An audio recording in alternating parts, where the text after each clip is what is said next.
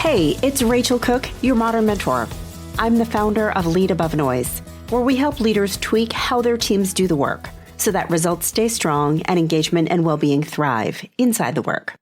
When leaders learn to do this well, everyone wins. And I would love to come speak at your next event or offsite to deliver the clarity, confidence, and tools that your leaders need to bring this shift to life. Reach out today at leadabovenoise.com/connect. So I recently visited Boston's Isabella Gardner Stewart Museum. It's lovely, like this really incredible collection. And we had this tour guide, Linda, who was fantastic. She knew everything about every piece. Her tour was perfectly mapped and choreographed. Her job was to teach and tell, and our job was to follow and absorb and appreciate. She had the answers, she knew the route. And that's exactly what you want in a museum tour guide. But also, it occurs to me that too many of us are kind of going for the Linda at work. We're performing certainty. We're trying to be the one with all the answers, the one who knows the route. But relatively few of us are working in museums. We're hanging in companies and hospitals and government agencies, spaces where things are changing pretty constantly. Technology is evolving, markets are shifting, teams are reorging. We are navigating uncertainty all the time. We're not delivering a scripted tour. We don't need to show up like tour guides. We need to show up like we're on an expedition. Because we are. And how you show up matters. So here are 5 ways to contribute like you're on an expedition, not a museum tour. First, share what you're seeing, not what you know. Tour guides deliver facts with certainty. Expedition members share their observations. In a meeting, this might be the difference between our conversion rate is dropping because customers don't like our pricing. This is tour guide certainty you don't have. Versus, I've noticed 3 customer calls this week where people mention confusion about the pricing tiers. Has anyone else heard this? This is expedition style, like actual observation. Tour guide behavior sneaks in when you feel pressure to explain what's happening before you actually understand it. When you fill silence with a confident-sounding answer because not knowing feels uncomfortable. Expedition behavior is different. You contribute what you've actually observed, not your interpretation or your conclusion, but what you saw and what you heard. Next time you're in a meeting and someone asks what you think, try sharing a specific thing you noticed. In the last 3 client calls, they all asked about X, or the engineering team mentioned Y twice this week. This keeps coming up in Slack. And then stop. Let the team work through the observation. Don't perform certainty, but come to it as a collective with the team around you. Next, make your bets explicit. Tour guides know the route because they've walked it before. But those on expeditions, they make bets.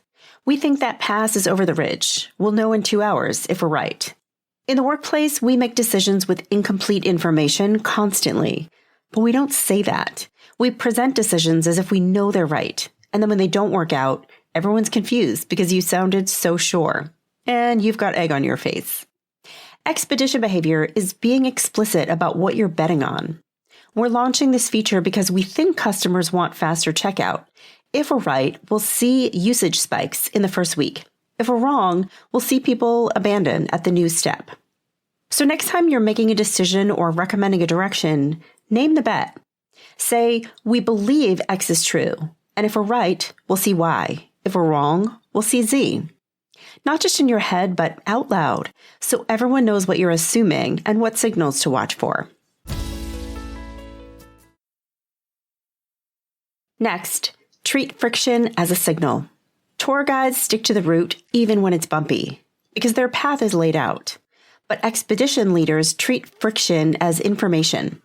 If the terrain is harder than it should be, something's probably off. In the workplace, friction shows up as concrete things, like you have to loop 5 people in to approve one simple change, or that handoff between teams takes 3 weeks when it should take 2 days. You're manually copying data between systems because they don't talk to each other. Expedition behavior is naming it specifically. Not this process is slow, but we're spending 4 hours a week manually updating this spreadsheet because our CRM is not syncing with our reporting tool. Next time something takes longer or requires more steps than it should, document exactly what's happening. Write down the specific friction, how many steps, how long it's taking, and what the impact is. And then take that to your team or manager and suggest a fix. Friction is data that, when used smartly, can help us chart a smarter path forward. Next, when you see someone struggling, help them. Tour guides work independently. Each one delivers their own tour. But expedition members help each other. They rely on each other. When someone's in over their head, you step in. At work, our colleagues are so often struggling.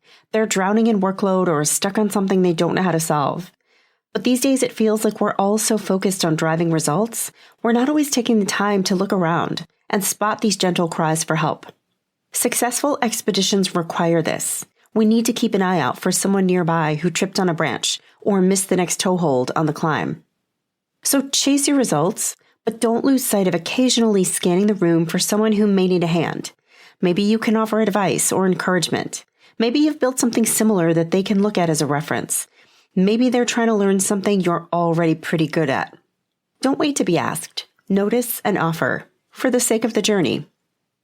And finally, don't rush to a conclusion. Tour guides deliver answers immediately. They know what they're looking at. Expedition members take time to read the terrain first. They gather information before deciding. In the workplace, we're expected to have quick answers.